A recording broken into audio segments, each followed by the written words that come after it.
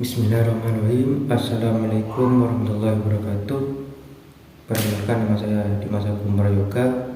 Saya ingin menjelaskan sedikit tentang keuangan di lembaga zakat.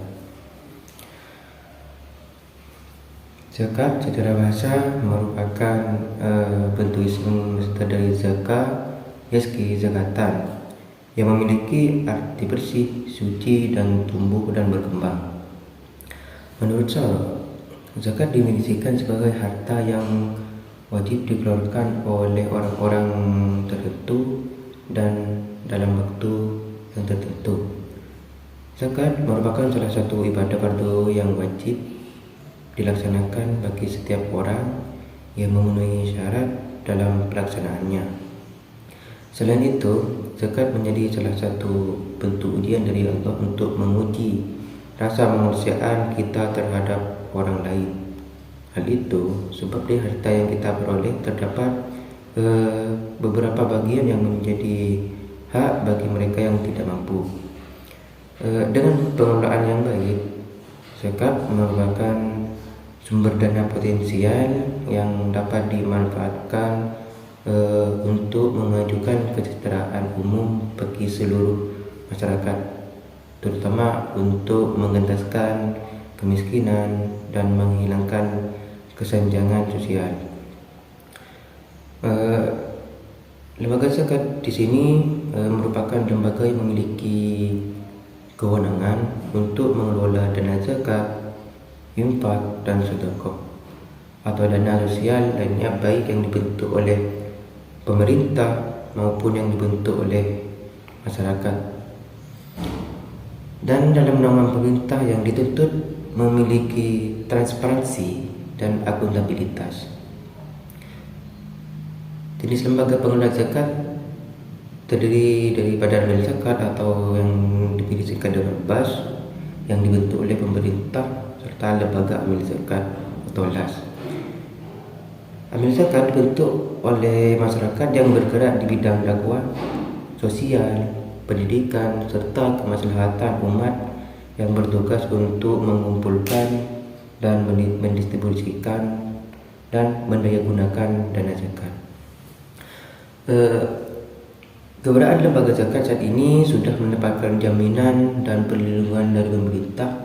Oleh karena itu, banyak sekali lembaga-lembaga zakat yang bermunculan saat ini seperti Dompet Duafa, Lalisnu, Lalismu, dan sebagainya. Lembaga zakat memiliki peran yang sangat penting dalam pemenuhan dan perealisasian pembangunan ekonomi umat Islam. Hal itu sejalan dengan salah satu fungsi zakat, yaitu sebagai sumber dana sosial ekonomi umat Islam. Lembaga zakat ada dua, yaitu Basnas dan LAS. Badan Amil Zakat atau disingkat dengan BAS merupakan lembaga pemerintah non-struktural yang bersifat mandiri dan bertanggung jawab kepada Presiden melalui Menteri Agama yang berlokasikan di ibu kota. Namun saat ini Basnas telah berbentuk sebagai provinsi maupun kabupaten kota yang memiliki tugas serta tanggung jawab dalam mengurus pengelolaan zakat di wilayah masing-masing. Dalam pengelolaan zakat, Basnas juga mendapatkan bantuan dari lembaga amil zakat atau yang lebih disingkat dengan LAS. Untuk wilayah yang belum tergapai oleh Basnas dan juga LAS, maka biasanya zakat dikelola oleh perseorangan atau tokoh ulama di daerah tersebut dengan melaporkannya kepada pejabat yang berwenang. Pendirian Basnas dilatar belakangi oleh kondisi nasional, di mana semua komponen bangsa dituntut untuk berpartisipasi dalam pembangunan.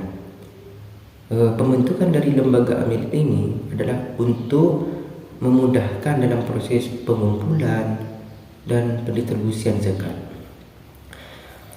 Menurut Kepres nomor 66 tahun 2016, jumlah sumber daya manusia yang mengelola dana zakat ini terdiri dari Basnas dari 11 orang, 3 di antaranya berasal dari pemerintah, 1 dari Kementerian Agama, 1 dari Kementerian Dalam Negeri, dan 1 dari Kementerian Keuangan yang masing-masing pejabat 1 eselon.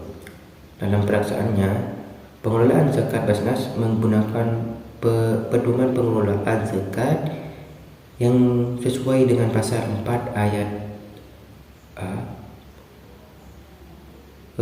Peraturan Pemerintah Nomor 14 Tahun 2014 yang ditujukan agar terciptanya keseragaman teknik pengelolaan zakat dari Basnas nasional, provinsi, kabupaten, kota, dan juga LAS. Meskipun BAS dibentuk oleh pemerintah, namun proses pembentukannya sampai pengurusannya harus melibatkan unsur masyarakat. Dengan demikian, masyarakat luas dapat menjadi pengelola BAS sepanjang kualifikasinya untuk memenuhi syarat sebagaimana tertuang dalam ayat 6 Undang-Undang Nomor 38 Tahun 1999. BAS ini memiliki beberapa tujuan. Yang pertama, terwujudnya Basnas sebagai lembaga pengelola zakat yang kuat, terpercaya, dan modern. Dan selanjutnya, terwujudnya pengumpulan zakat nasional yang optimal. Dan ketika terwujudnya penyaluran ZIS di SKL yang efektif dan pengentasan kemiskinan, peningkatan kesejahteraan umat, dan pengurangan kesenjangan sosial. Yang keempat, terwujudnya prosesi amil zakat nasional yang kompeten, berintegritas, dan sejahtera. Dan yang terakhir, terwujudnya sistem manajemen dan basis data pengelola zakat yang mengadopsi teknologi mutakhir.